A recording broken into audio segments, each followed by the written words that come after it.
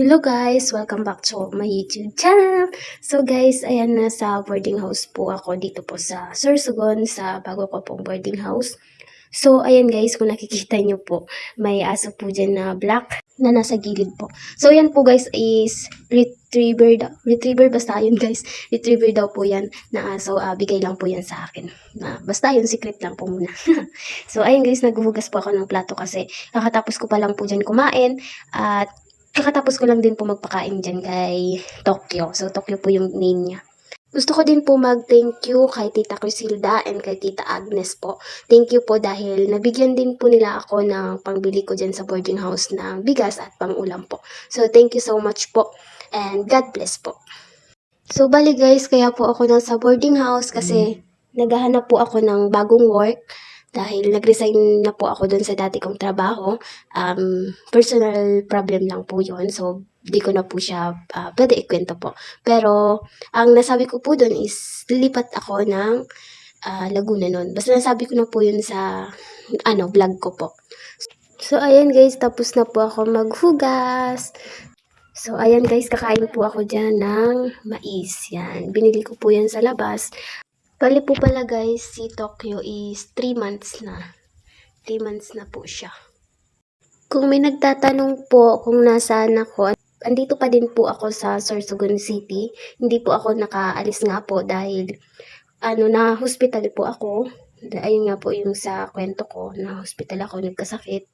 Kaya ngayon nagpapagaling po ulit, tsaka nagbabawi po ulit dahil bumalik na naman sa dati yung katawan ko po. So ngayon medyo okay naman po ako. So guys, yan po pala yung result, yung sinasabi ko po na meron po akong ulcer and moderate dehydration. Tapos sinabi din po ng doktor na meron daw po akong UTI.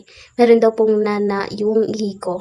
Meron daw po silang nakitang nana sa ihi ko. Tapos, kaya po pala guys nakalagay dyan is 19 pa lang ako kasi kinabukasan po birthday ko. Saka po ako na hospital. Na hospital po ako nung 16, 17, 18, 19 ata po yun. Ay, nakalabas ako ng 19. So, yun, birthday ko po nung June 19. Tapos po pala, yung mga nangangamusta kay Papa is medyo okay naman po siya, pero hindi na po siya nakakalakad ng maigi. Meron po siyang hawak na meron po siyang hawak na kahoy na gabay niya po sa paglalakad po. Kasi kapag maglalakad si Papa is parang natatapilok na po siya. Tapos kapag kumakain po, kahit mahina lang siya kumain, is nabibilaukan po siya. Siguro dahil sa dila po. Kasi yung dila niya po parang lumiliit or umuusol pa sa lalamunan yung dila niya. Kaya kapag kumakain siya, parati po siyang nabubulunan. So ngayon po, nandun po si Papa sa auntie ko. So salamat po sa auntie ko, kay Auntie Janet, and lalo na din po kay Uncle Basil. Kasi po siya po yung nagpapakain kay Papa. Siya po yung gumagastos doon po muna dahil wala po akong naipapadalang pera dahil hindi rin po ako nakakasahod ngayon sa YouTube kasi minsan lang po ako mag-upload. Tapos, nasa $32 pa lang po yung earnings ko. So, thankful naman po ako sa $32.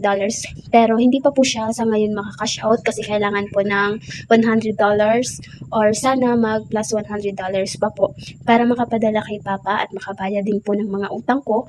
Kaya thank you po kay Auntie Janet and kay Uncle Basil. Soon po makakabawi din po ako. Sana makasahod na din po ako ulit sa YouTube para po mabilihan ko si Papa ng mga gusto niya pong ipabili sa akin dahil sobrang dami pong gustong ipabili sa akin si Papa. Kaso sa ngayon hindi ko pa po siya maibigay-bigay. So soon sana maibigay ko po yung lahat ng hinihingi sa akin ni Papa. So yun lang guys, sana po wag niyo i-skip ads yung lahat ng mga nasa video ko po. So maraming salamat po sa inyong lahat sa patuloy na pagsuporta. At sana din po bumalik na po sa dati yung madaming viewers ko po. At sana din po makasahod na po ako ulit sa YouTube. Thank you po ulit kay Mami Virgilin Curse. Shout out po sa'yo. Thank you po. Thank you po sa inyong lahat sa pagsuporta niyo po. Ayun lang guys, maraming salamat po sa panonood. See you next vlog na lang din po. At nag-iingat po kayo dyan palagi.